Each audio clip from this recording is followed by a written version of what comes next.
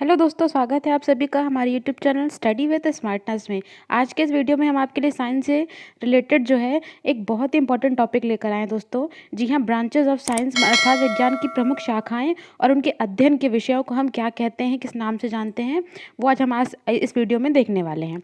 ठीक है दोस्तों। लेकिन दोस्तों, जैसे कि हम देखते हैं कई बार हम चीज़ें याद करते हैं लेकिन हम भूल जाते हैं कि वो किस अध्ययन को हम क्या नाम दिया जाता है। ठीक है, तो इसके लिए हम आपके लिए क्या लेकर आए हैं, आज हम पिक्चर के थ्रू आपको बताने जाएंगे कि किस विज्ञान की किस प्रमुख शाखाओं को किस नाम से जाना जाता है, उनके अध्ययन को क्या कहा जाता है। तो दोस्तों, होता ये है कि डायग्राम के थ्रू हम अगर कोई चीज़ याद करते हैं तो हमें काफ़ी टाइम तक हमारे दिमाग में बनी रहती है। चलिए स्टार्ट करते हैं। आज का हमारा फर्स्ट जो साइकोलॉजी का अध्ययन है वो है फाइकोलॉजी। इस शाखा के अंतर्गत हम किसका अध्ययन करते हैं दोस्तों? शैवालों का। जैसे कि आपको दिखा हुआ है पिक्चर में शैवाल बनी हुई है, तो इस शैवालों के अध्ययन को हम क्या कहेंगे? फाइकोलॉजी। नेक्स्ट है हमारा न्यूमिस्मेटिक्स। न्यूमिस्मेटिक्स अर्थात जिनमें हम पुराने सिक्कों आदि का अध्ययन करते हैं, पुराने सिक्कों का कलेक्शन, उनके बारे में जानना, तो ये किसके लिए है? न्यूमिस्मेटिक्स। थर्ड है हमारा दोस्तों हाइड्रोस्टैटिक्स। जैसा कि नाम से स्पष्ट है, हाइड्रो जहाँ पे भी आता है वो वहाँ पर द्रव की बात होती है, पानी की बात होती है, और स्टैटिक्स का मतलब होता है स्थैतिक। तो जैसे कि इस डायग्राम में दिखाया गया है दोस्तों, हाइड्रोस्टैटिक प्रेशर आदि के बारे में जो अध्ययन होता है वो हाइड्रोस्टैटिक्स कहलाता है। नेक्स्ट है दोस्तों हमारा हाइड्रोपोनिक्स। हाइड्रोपोनिक्स में क्या होता है? इस शाखा के अंतर्गत जल संवर्धन का अध्ययन किया जाता है। जल संवर्धन अर्थात जैसे कि जल में, केवल जल आदि में कुछ ऐसी नेचुरल एनवायरनमेंट क्रिएट किया जाता है आर्टिफिशियल तरीके से, जहाँ पर हमें पौधों आदि का उत्पादन वगैरह किया जाता है और उसमें केवल जल आदि का उपयोग किया ही जाता है। ठीक है, तो जल संवर्धन का अध्ययन क्या कहलाता है? हाइड्रोपोनिक्स कहलाता है। नेक्स्ट है हमारा हीलियोथेरेपी। हीलियोथेरेपी दोस्तों, हीलियो अर्थात हीलियम, और हीलियम का सबसे बड़ा स्रोत कौन सा है दोस्तों?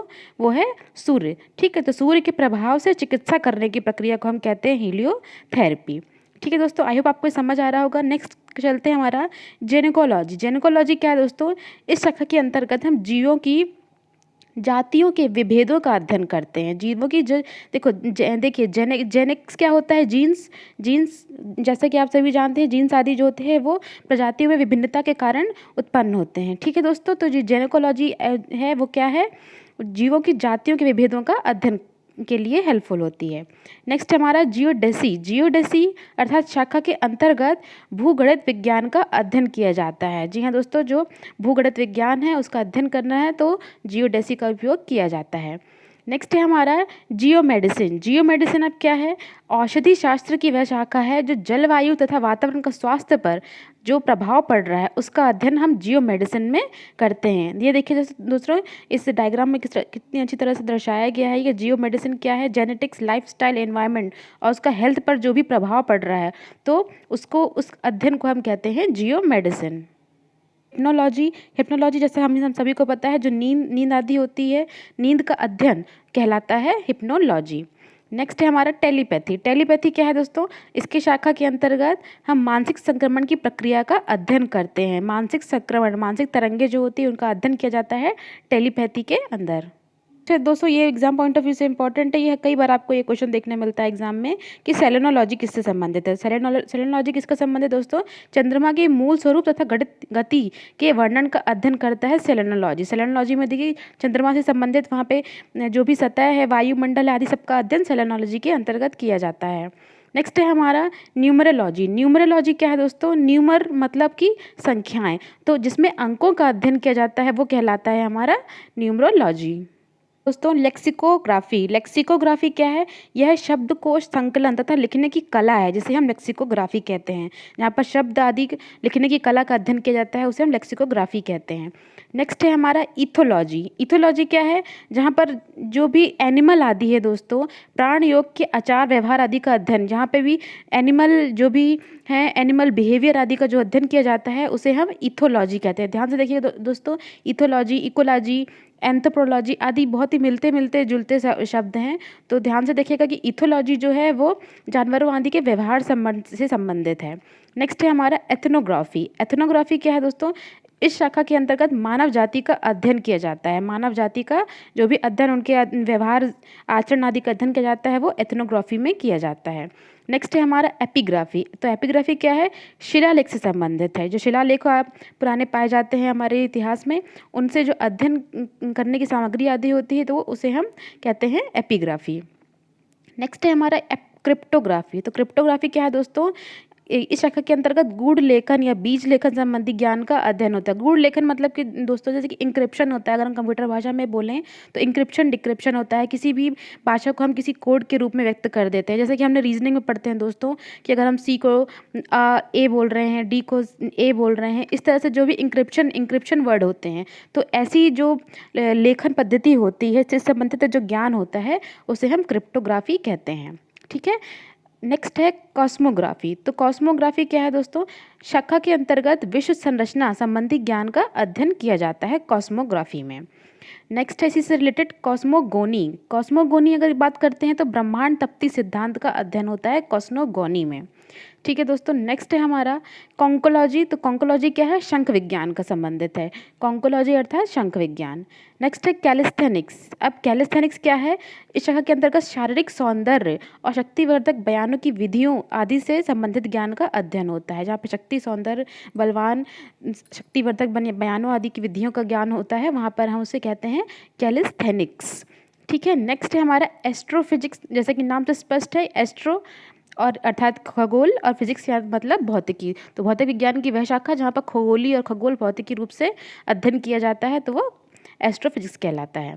नेक्स्ट है हमारा आर्कियोलॉजी। तो आर्कियोलॉजी क्या है दोस्तों? पुरातत्व संबंधी विज्ञान है, जहाँ पर पुरानी चीज़ों आदि को खोजबीन की जाती है, उनके बारे में नई नई जानकारियाँ उपलब्ध कराई जाती हैं, तो वो आर्कियोलॉजी कहलाता है। नेक्स्ट है हमारा आर्बोरिकल्चर। आर्बोरिकल्चर क्या है? वृक्ष उत्पादन से संबंधित विज्ञान की एक शाखा है आर्बोरिकल्चर। नेक्स्ट है एग्रोस्ट्रोलॉजी। एग्रोस्ट्रोलॉजी मतलब कि घास से संबंधित विज्ञान की शाखा, यहाँ पर घास का अध्ययन होता है, वो एग्रोएस्ट्रोलॉजी। नेक्स्ट है हमारा ऑस्टियोलॉजी। ऑस्टियोलॉजी प्राणी विज्ञान की शाखा जिसमें हड्डियों का अध्ययन किया जाता है, तो ये कहलाता है हमारा ऑस्टियोलॉजी, हड्डियों का अध्ययन। नेक्स्ट है हमारा ओडेंटोलॉजी। ओडेंटोलॉजी नाम से स्पष्ट दोस्तों दांतों का अध्ययन करने वाली चिकित्सा विज्ञान की एक शाखा है, जिसमें हम ओडेंटोलॉजी कहते हैं। नेक्स्ट है हमारा मॉर्फोलॉजी। मॉर्फोलॉजी क्या है दोस्तों? पृथ्वी पर पाए जाने वाले प्राणियों और पौधों की संरचना, रूप, प्रकार आदि का अध्ययन होता है मॉर्फोलॉजी में। मॉर्फोलॉजी में प्राणी जगत, पौधे जगत, संरचना, उनकी संरचना, रूप, आकार, रंग आदि का अध्ययन किया जाता है, तो उसे कहते हैं हम मॉर्फोलॉजी। नेक्स्ट है हमारा मेट्रोलॉजी। बहुत ही आसान सा दोस्तों, मेट्रोलॉजी मौसम विज्ञान से संबंधित है। ठीक है। नेक्स्ट है हमारा मेमोग्राफी। मेमोग्राफी क्या है? यह स्त्रियों में पाए जाने वाले ब्रेस्ट कैंसर की जांच करने वाली चिकित्सा विज्ञान की एक शाखा है, मेमोग्राफी। ठीक है। नेक्स्ट है हमारा होरोलॉजी। होरोलॉजी समय मापने वाला विज्ञान है, होरोलॉजी। नेक्स्ट है हाइड्रोपैथी। सेम चीज़, तो हाइड्रो जहाँ पे आएगा वहाँ पानी का उल्लेख किया जाता है, तो इस विज्ञान के द्वारा पानी से रोगों की चिकित्सा होती है, उसे हम कहते हैं हाइड्रोपैथी। जैसे देखिए यहाँ पर डायग्राम में दोस्तों, पानी से ही जो है चिकित्सीय रूप धारण किया जा रहा है, और यहाँ पर चिकित्सा जो की है पानी के द्वारा की जा रही है। नेक्स्ट है जेरेंटोलॉजी। जेरेंटोलॉजी क्या है? वृद्धावस्था में संबंधित तथ्यों का अध्ययन जेरेंटोलॉजी कहलाता है, वृद्धावस्था से संबंधित है ये। एक्स बायोलॉजी क्या है? इस विज्ञान के द्वारा पृथ्वी के छोड़कर अन्य ग्रहों के उपग्रहों पर जीवन की संभावनाओं का अध्ययन किया जाता है। जैसे कि पृथ्वी का ग्रह, उपग्रह है चंद्रमा, चंद्रमा के अलावा जो भी ग्रहों के उपग्रह हैं उनका अध्ययन किया जाता है एक्स बायोलॉजी में। नेक्स्ट है एपिडेमियोलॉजी। तो एपिडेमियोलॉजी क्या है दोस्तों? ये हो सकता है हमारे आने वाले एग्जाम से पूछा जाए कि महामारी से संबंधित है, ये शाखा महामारी और उनके उपचारों से संबंधित है, एपिडेमियोलॉजी। नेक्स्ट है क्रायोजेनिक्स। क्रायोजेनिक्स है यह निम्न ताप के विभिन्न प्रयोगों तथा नियंत्रणों का अध्ययन करने वाली है। निम्न ताप अर्थात फ्रीजिंग पॉइंट आदि में जो भी प्रयोग होते हैं, तो वहाँ पर जो अध्ययन प्रयोग आदि होते हैं, तो उन्हें क्रायोजेनिक्स कहलाते हैं। नेक्स्ट है कॉस्मोलॉजी। तो कॉस्मोलॉजी क्या है? ब्रह्मांड का अध्ययन। सिरेमिक्स। सिरेमिक्स नाम से ही स्पष्ट है टेक्नोलॉजी की वह शाखा जहाँ चीनी मिट्टी के बर्तन तैयार किए जाते हैं, तो वो सिरेमिक्स कहलाते हैं। नेक्स्ट है हमारा एंथ्रोपोलॉजी। एंथ्रोपोलॉजी यह विज्ञान की शाखा है जिसमें मानव के विकास, रीति रिवाज, इतिहास, परंपराओं से संबंधित विषयों का अध्ययन किया जाता है एंथ्रोपोलॉजी में।